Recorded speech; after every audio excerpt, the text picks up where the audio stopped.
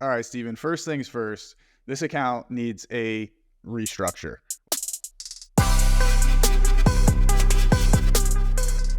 Welcome back, everyone, to That Amazon Ads podcast, where today we're doing part 2 in our series of how to grow a brand sales by 10 to 15 times within 10 to 15 months. So we're doing a real-life case study, taking a brand that last month had around $6,000 in sales, 200% ACOS, and we're planning to take this brand to over $100,000 in sales a month while staying within the target ACOS goals. And we're joined here with Andrew. Andrew, how you doing today? You excited for this? Doing good, man. Very excited to show people the next step of this process. Very, very cool series we got going on. So let's dig into it, man. We're excited. Yeah, and in case you missed last week's episode, or actually it wasn't, we recorded this a couple days ago, the part 1, and our beards are the timestamps, the face stamps of the true progress of time. We shaved before we kicked off the series. These episodes will be around 2 weeks apart, but as you can tell from the facial hair, it is only 2 days apart because we're still within the first week of July with launching, with taking over this account, with kicking off this case study. And the most important things that you're going to do in week 1 are from that last episode, you're going to do the audit of the account. We identified that 200% ACOS. There were brand terms appearing in non-brand campaigns, improper bid management, placement management. There wasn't a lot going on with auto campaigns, expansionary research strategies. We ended that episode with a quick fix, and we just pushed through some optimizations through Adlabs just to kind of stop the 200% ACOS. Since then, the ad spend has effectively paused because those bids got set so low that they just didn't spend much within the past couple of days. But that's totally fine because bid optimization is an iterative process. We are by no means done with just that first round of optimizations. That was mostly just to stop the bleeding. Now, part of this whole first week, the whole process is getting our new campaign structure in place, getting those strategies in place, getting the keywords done, everything like that. So without further ado, let us dive in, and start talking about the campaign structures for this account. All right, Steven, first things first, this account needs a restructure. We got to launch some new campaigns. We need to set it up in the right way so we know what's going on. We've got our own naming system and everything like that. So everything's super clear for us whenever we're coming into the account. And this structure is really going to set us up for success too when it comes to like allocating budgets and all this type of stuff. So what you're showing here, Steven, we've got our campaign naming convention generator. This is our campaign naming generator. So within this, you can see we have a whole list of different things that are going into the inputs of our campaign names, and we have our full actual campaign names right there. But before that, let's talk about the structure that we're using for this account. Generally speaking, we use single product campaigns. It gives us the most granularity. But for this account, we're not just using single product campaigns. There is one instance where we're going to use something a little bit different, and that's for our brand defense campaign. So starting off, this account already had one brand defense campaign set up. It was performing pretty well. It only had one product really delivering in it, though. It was just that main hero ASIN, the variety pack, that was actually getting most of the delivery in there. So what we decided to do was make sure that we're representing all the products in our brand defense strategy. We're able to, occupy a couple different placements or just see the performance differences in brand across all the products. So we went into the existing brand defense campaign, renamed it, restructured it a little bit, and you can see we added those individual ad groups for each of the child ASINs. So we have an ad group for every one of the child ASINs now. And anything to add on this, Steven, that you want to cover on brand defense? Yeah, we've got a whole episode on campaign structure. We are overdue an update on that one because we made that episode like a year ago. And back then we said single product ad groups are the best way to go. We've since really started liking the single product campaign structure, primarily because you can have the ASINs in the campaign names, which makes it really easy for just like filtering out for specific products and pushing optimizations and blah, blah, blah. So the only real exception is for brand defense because those they don't require as complicated of a strategy of trying to do keyword research and all this other stuff. It's just like, those are a bit more not as important campaigns in terms of, sure, you can make an argument for, it should be separated so you can manage the budget, blah, blah, blah. Look, Andrew and I, at the end of the day, we care about what makes total sales grow and what gets you the best ad cost of total sales. There's a whole bunch of other like poo-poo out there about real complicated strategies and things you can do that are going to give you a headache and take a ton of time. And they're just not going to, it's just not going to be the best use of your time in terms of getting the highest ROI with the time you put in. So, sorry, that's probably Yeah. sounded like I was upset No, or no, something. But no. It makes total sense. I guess what I'm saying is, like, sure, you can critique that we're doing that we're grouping all of our products together and doing single product ad groups instead of single product campaigns for brand defense. Sure, you can critique that all you want, but at the end of the day, like, we care about what drives performance, not this perfect logical flow on paper. Like, we don't care about everything making total perfect theoretical sense as much as we care about just getting the results in the most efficient time possible.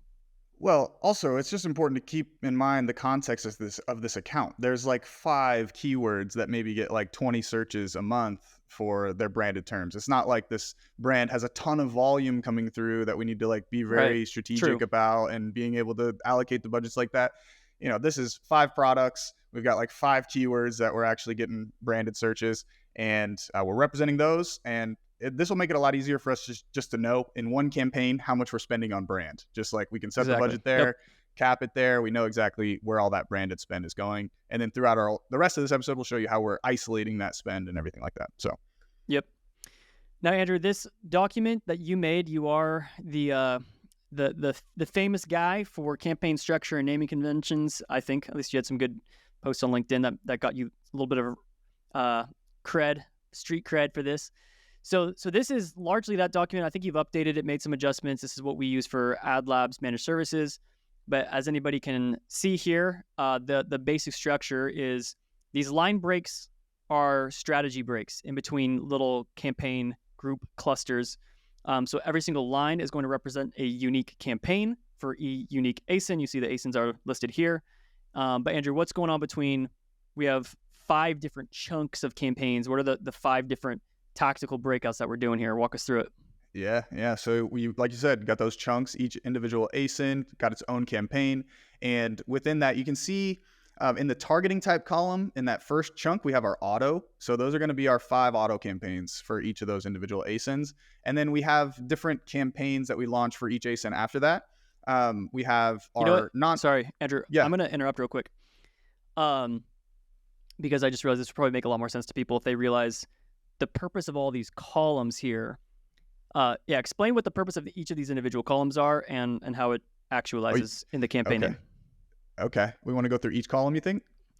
Just like 10 seconds overview. Real quick. Okay, yeah.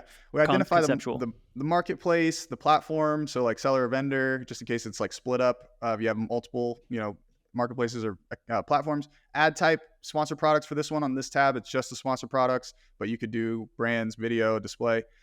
Campaign structure, we just identify our single product campaigns, or if we're using a different structure, we'll do SPAGs or multi-product ad groups or whatever, single keyword campaigns.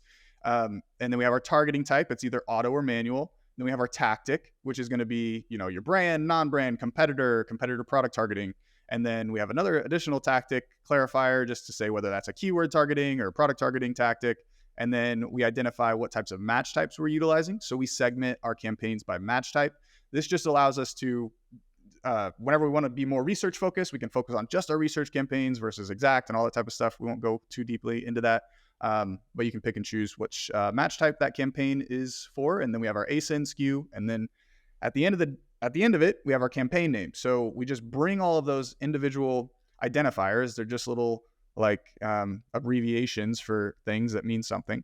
And we just pull them all together. And that's going to tell us everything we need to know about that campaign. It's going to tell us the product, the tactic, what type of campaign, targeting, all that type of stuff that's going on inside that campaign.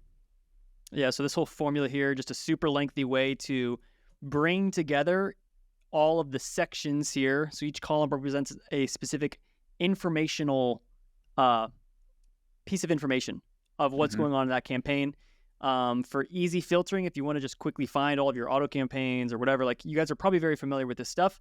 This is just a very clean and organized way to make sure you have all the necessary information so you can quickly, easily filter for those campaigns, or at a glance look at a campaign and know exactly what's going on within that. So the campaign name column ultimately just like brings it all together with those fancy formulas, which we can then copy paste this over onto a bulk sheet.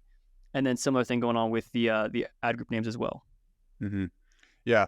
Yeah, definitely. And then within that, like I always do what I just call it the campaign stack. It's like these are the campaigns that I'm going to launch when I start with a new account. Make sure that every product has these campaigns. It's going to be essential to our strategy. It's the bedrock. We can branch off and build up other strategies, other layers of the funnel with other ad types and things like that. But this is the foundation.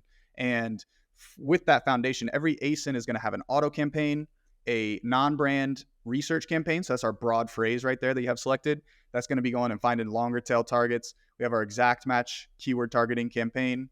And then for this account, normally competitor targeting isn't something that I start with, competitor keyword targeting, that is, just because generally speaking, you're going to get really low conversion rates. It's not adding a whole bunch of rank benefit. You're not going to rank super well on competitor terms. It's going to take a while. But we did notice just going through the search query performance report, there were a lot of competitor terms showing up. And so we added that as a tactic we're going to test and see what type of performance we can get there. So that's not normally something I add in there, but it is something we started for this specific account. We added that as well. And then along with that, we'll do the competitor product targeting. And then, there's expanded and exact targeting match types for that. So yeah, that's pretty much the foundational campaign structure that we have set up here. Also, Andrew, what does PAT stand for? Product attribute targeting. Which attributes are we targeting here? The ASIN. With anything that we've set up. That's not an attribute, Andrew. Okay, well, we are targeting the ASINs is what we're actually targeting. And the attributes I'm giving Andrew a hard time because this is another one of my pet peeves. I think it should be PT for product targeting. Yeah. Product attribute targeting was a unique thing when Amazon allowed the ability to refine categories to a specific price point or a specific review rating or whatever. They released what they called product attribute targeting specific attributes, whether it's price or rating or reviews or whatever. Yep. But then everybody just used PAT all the time. Yeah. Yeah. To just refer to ASIN targets. And what Steven's also not telling you is that like a couple of days ago when we were looking at this sheet, he was giving me crap because I called it PT. He's like, why'd you call it PT? Or why'd you have PT? No. And then, is that what it was? It was PT and then I had PAT as a separate one. I think that's what it was. There's two separate tactics. I always give you crap whenever you call it PAT. I don't know. And maybe in my mind I'll start calling it product ASIN targeting to make myself feel better. There you go. because you'll see, like, I mean, if you actually look at the sorry to derail this whole conversation, guys, but if you look at the product targeting bulk sheet stuff, we're doing ASIN targeting and ASIN expanded targeting, which is not the same as what is technically the attribute targeting, which is where you're going after a category and refining it by specific attributes, whether that's price or rating, prime eligibility, et cetera. So that's just me being nitpicky and laughing at things such as tacos and PAT. But coming back to what matters is getting this launched. And I want to add on to what you were saying about this competitor keyword targeting. From anecdotal experience, you can probably get better clicks and traffic going after competitors through competitor product targeting compared to competitor keyword targeting. Go back and look at our episode on like product. It's titled Product Targeting Isn't What You Think It Is.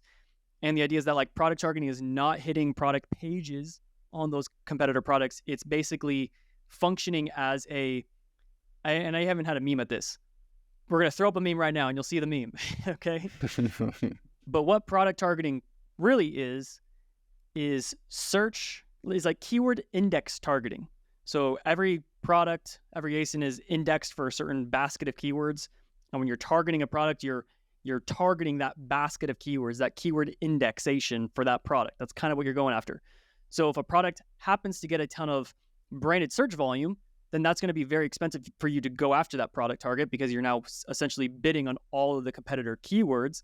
And those competitive keywords are always going to be very expensive because your product is not relevant because you don't have the SEO value and quality listing score to index for, like for this brand in particular. The big competitor is Element, spelled LMNT.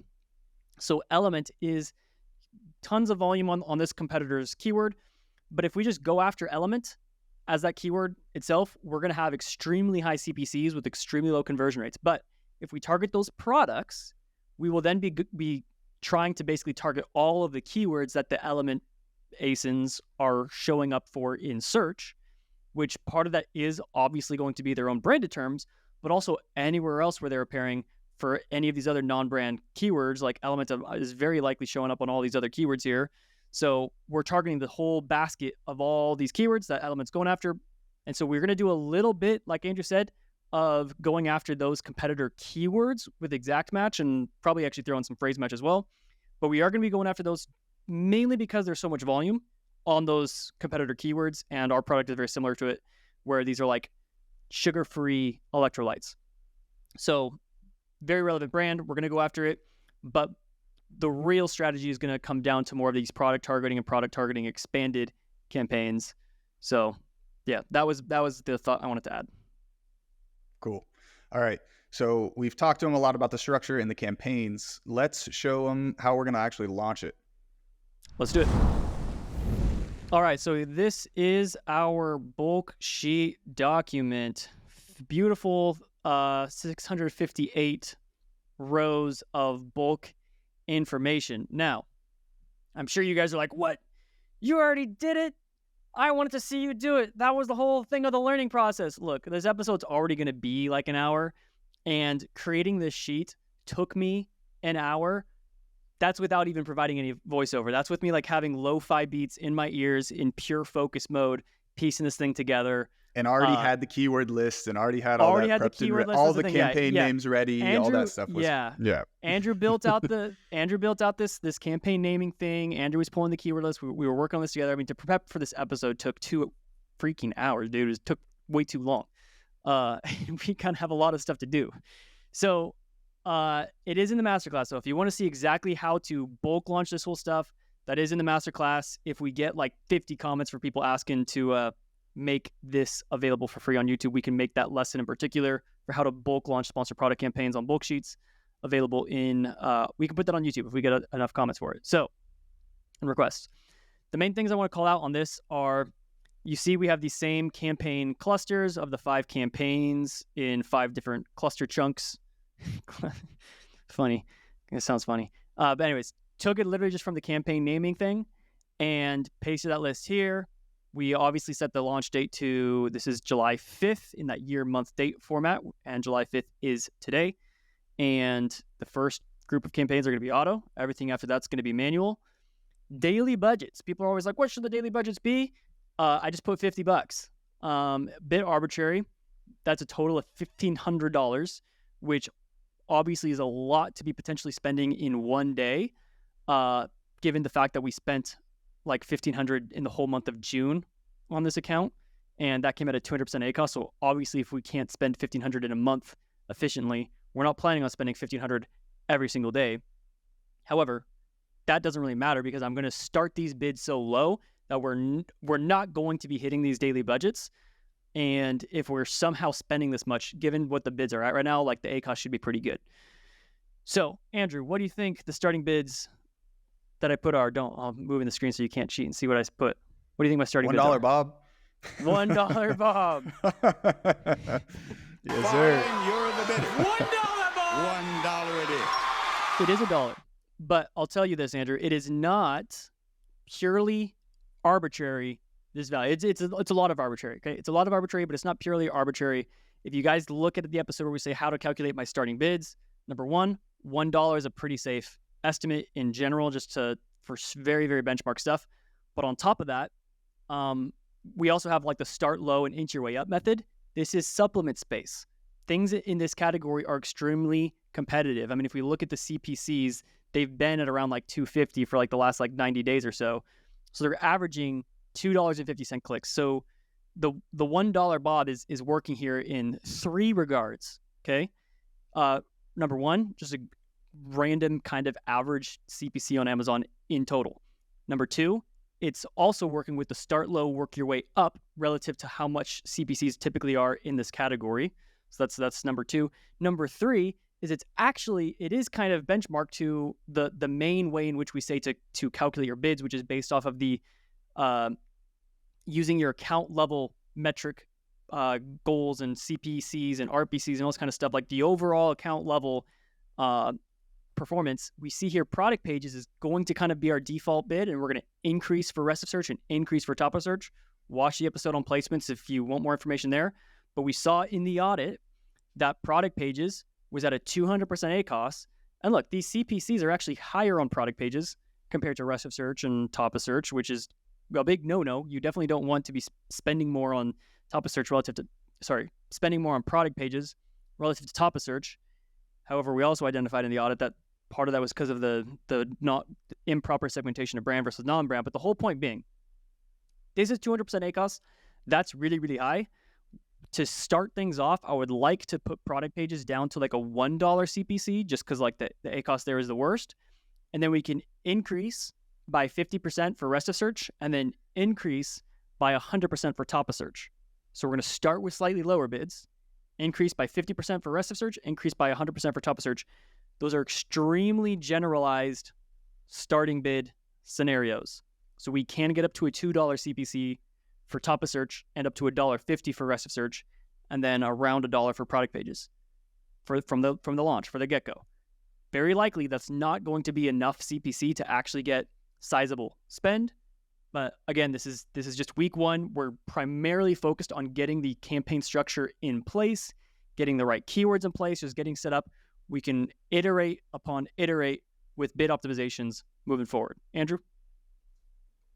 Yes, very well said. I think that $1 setting is going to line up pretty well with getting the ACOS on product pages down.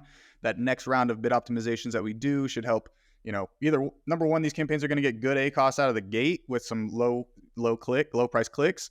And we'll have a little bit of data to optimize against and get those placements dialed in a little bit more on that first round of these new campaign optimizations. So yeah, I like that method, and I think that'll work well, especially in such a competitive space. We'll find where we can compete and where we can drive conversion and optimize around that from there. The only thing that I think we didn't really show or talk about too much is the keyword selection and how we went through and identified the keywords that we're going to actually be adding to these campaigns. Yeah. So let's talk about that. We can just talk through that real quick. Nothing too crazy, but the three things that I like to lean on are search query performance report, search term reports, and then any sort of third-party keyword research tool. So with the search query performance report and the search term report, you're going to get real, tangible data that's relevant to your account specifically. And so that's always why I recommend starting there, because you're going to get an idea of the performance and all that type of stuff relevant to your brand, not to the entire market and things like that. So Steven here, he's got the search query performance report pulled up. I went through and actually downloaded this. So we have a monthly view going back to like July of last year. Shoot. So in order to do that, you need the Seller Utilities app, which I highly recommend you download if you don't have it. I know Steven has it, just not on this browser. Yeah, but that's super helpful. That's going to allow you to pull like multiple months or multiple weeks at the same time, and then maybe we'll do another episode showing you how to actually interpret and pivot out all the data from the search query performance report and analyze, see like, are you gaining purchase share anywhere? Or are you gaining click share anywhere? We'll break that out and do that on a separate episode. But yeah. But while we're here, Andrew, I want to call out on the SQP search query performance report, which is overdue an entire episode to itself. Yes. Maybe this can be the next one that we cover. But the search query score is going to be a little bit of a combination of how relevant a search query is to you, as well as the search query volume. And as you can see, the top 3 items here with massive search volume are all competitor branded searches. This element electrolytes, element electrolyte powder packets. And then then we get high potency electrolyte packets, and then we're back to element. And then we get to our very first branded search term, unsalted, which is a typo of insulted. Actually, you know what? That's not even a branded. No, never mind. That's technically a non-brand. That's not a typo. Someone was actually looking for unsalted, but it's confusing because sometimes it is. Sometimes it is a typo to the actual brand name, and then other times they might actually have meant unsalted. which is the point of the brand name. Look at the purchase share on unsalted electrolytes real quick and just see. I'm pretty sure it's 100%. Just purchase share. All the way. Yeah. Brand purchase. It's like 90%. Yeah, brand share purchases. Yeah. So that kind of tells me that that's like kind of like people are looking for that in salted. That's also, there's only 36 searches in the entire month compared to 200,000 or 400,000 searches for element electrolytes. But then, periodically we get our insalted brand or unsalted, very, very low search volume, which is, by the way, like where the majority of the sale, like where the 5,000 sales a month come from right now are from these branded searches. We're not really getting many sales on the non-brand side of things. Like when we said within the last 2 days, like if we look at within Adlabs, and finally we were trying to resync the data and it looks like it's synced. So if I'm looking at the last 30 days, and if we look at the spend, and obviously we had an ACOS problem, and then we optimized these on July 2nd, or July 3rd, I mean, you can see that the spend basically kind of went to zero between July 3rd and July 4th, which again, the goal there was to stop the bleeding. So that way, if we look at just like the month to date so far, so just like the first 4 days, ACOS is, slightly better at 80%. I mean, we were optimizing towards 100% was the goal. We're like, let's try to take it from 200% to 100% ACOS and see what we can do there. But yeah, the majority of this is like, sorry, this was a very long and inefficient way of me trying to say, when we reduced the spend, there was no impact to sales. So like the total sales are still fine because the sales that have been happening were not from the ads thus far. But that's where this whole restructure and everything is going to change that. So anyways, back to you, Andrew. Oh, well said. Yeah, we basically paused the spend and nothing's happening to total sales. So yeah, I'm going to launch and try to drive more incrementality here. I didn't really have too much else on that. I mean, as far as keyword selection, I mean, we could have added like 40 some keywords to each of these campaigns. We decided to keep it a little bit more refined. Yeah, we have a big list of other non-brand keywords. Frankly, like when you're going through these sheets, guys, I mean, this was the biggest pain point. Like just to launch and get the structure in place, this part, it was super easy. Like you get the campaign naming generator doc, which is also in the masterclass. But Andrew, I think you've made the naming generator it's public. Yeah, you've made public. It free elsewhere. I'll link it up down there because I have given it out before. So we'll leave it in there for people.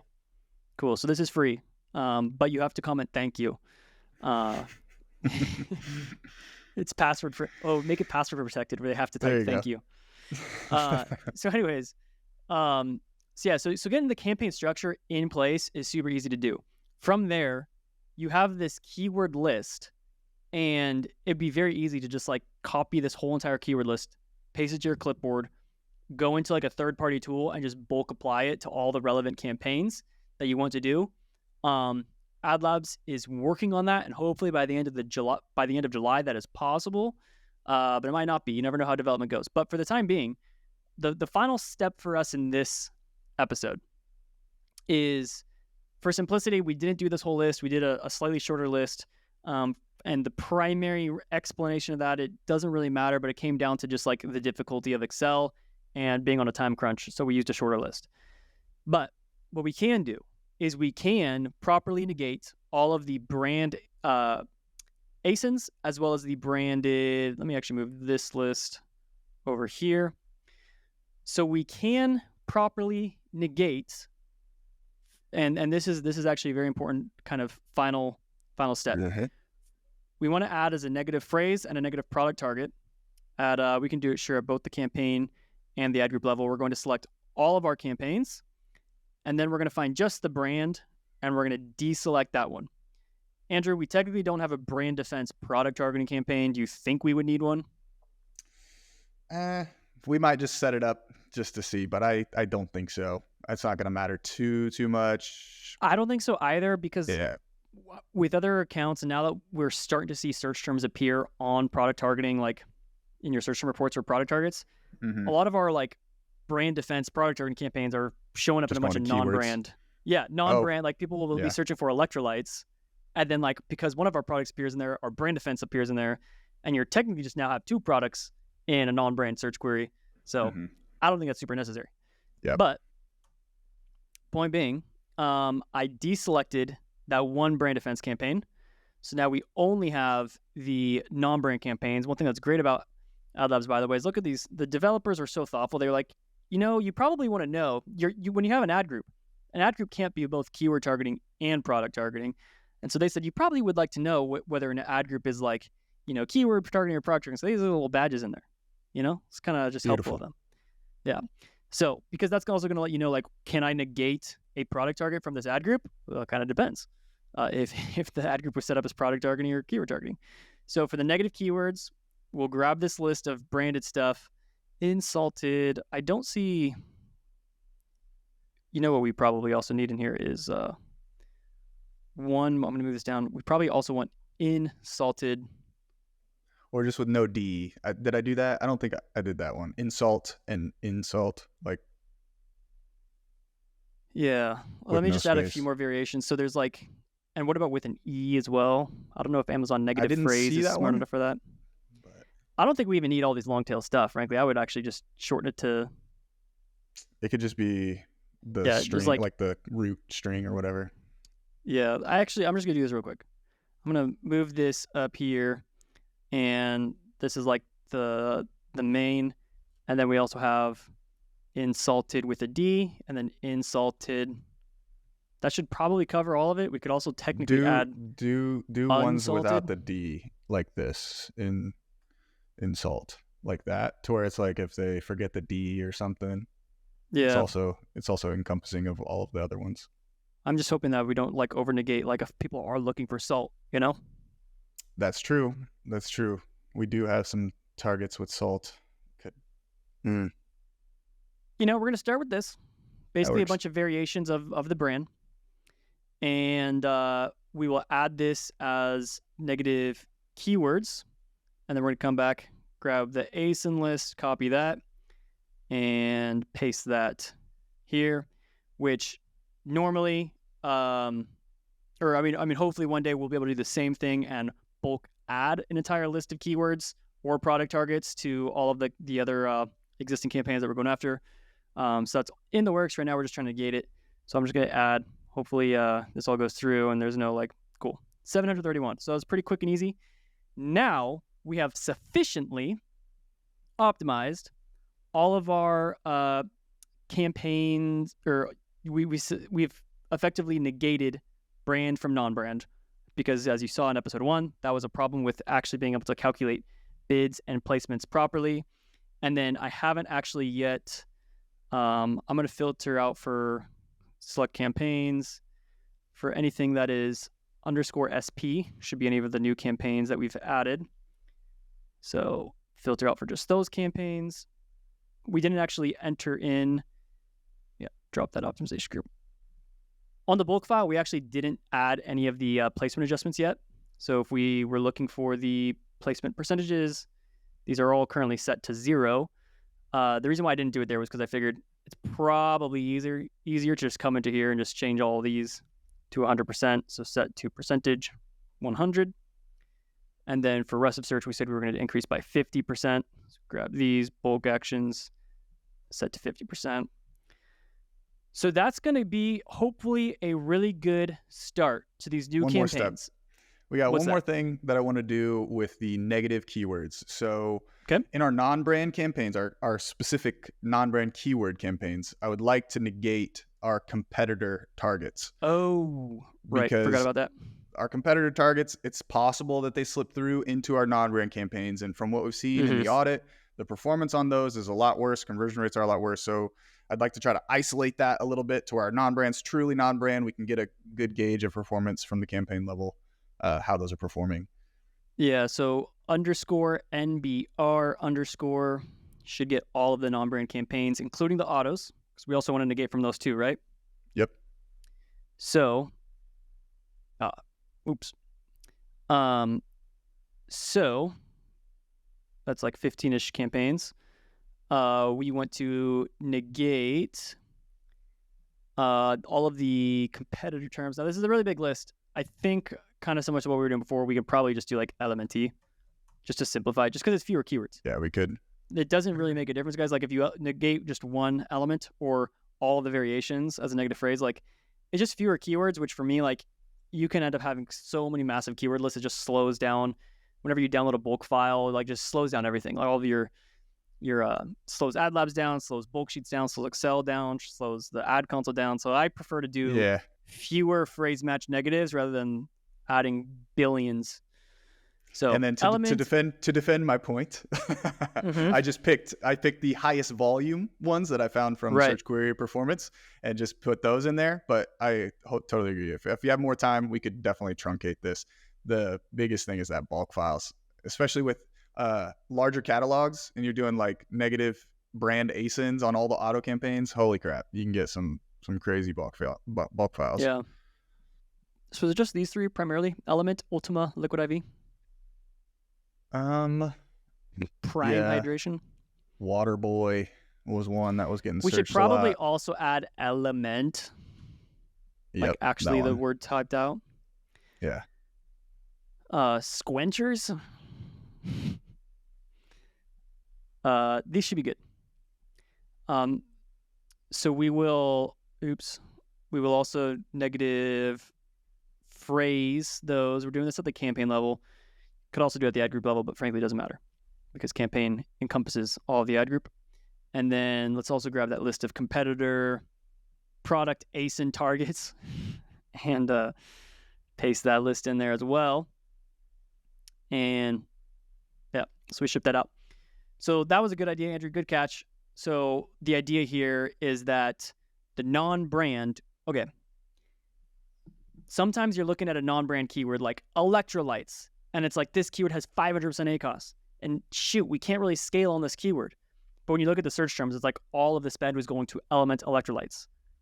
And it's like the true non-brand stuff, like people just searching for like sugar-free electrolytes, all the other stuff that would have maybe been driving you sales. You can't effectively increase the bids on that keyword because it's being penalized by other non-brand search terms, i.e. competitor brand search terms that are thrown off the performance. So to get much more accurate reporting, non-brand should be non-brand, conquest should be conquest, brand should be brand. And now that everything's cleaned up, we're going to have a much better and more accurate read on within these placements, what are the campaigns placements doing, how are the keywords doing, what's the ACOS, what's the return, what's the conversion rate, much more accurate reporting and much more scalable long-term. Oh, I think that's it, man. It's a wrap. All right, guys. Well, excited to keep going. We've got a great episode debate coming up on should you negate harvested terms from source campaigns, and that's probably going to be the next phase of this account is going to be harvesting. Will likely be the next thing. Obviously, it's a very competitive category, and to compete in this category, we need better images, better videos. So we're going to have an episode with Luke Melrose talking about how to get better media on here. He's going to be actually doing the media so we can make that better. And it's going to be good stuff. And we're going to take this brand from $5,000 a month in sales to over $1 million a year, a month in sales. It's going to be good stuff. Thank you guys for listening. That Amazon Ads Podcast. Thank you. Thank you so much. You can please hold your applause. We really don't need you guys to be clapping for us, but all right. Well, thank you guys. Thank you. Super grateful. Thank you. Super grateful for your support. We love you. We'll see you next week. Yes. See you guys next time. And it's a very long applause, so I don't know how to stop this thing. I hit a button. Very generous. It's dying off. Yeah, but tune in next week to That Amazon Ads Podcast. We love you guys, and we'll see you next time.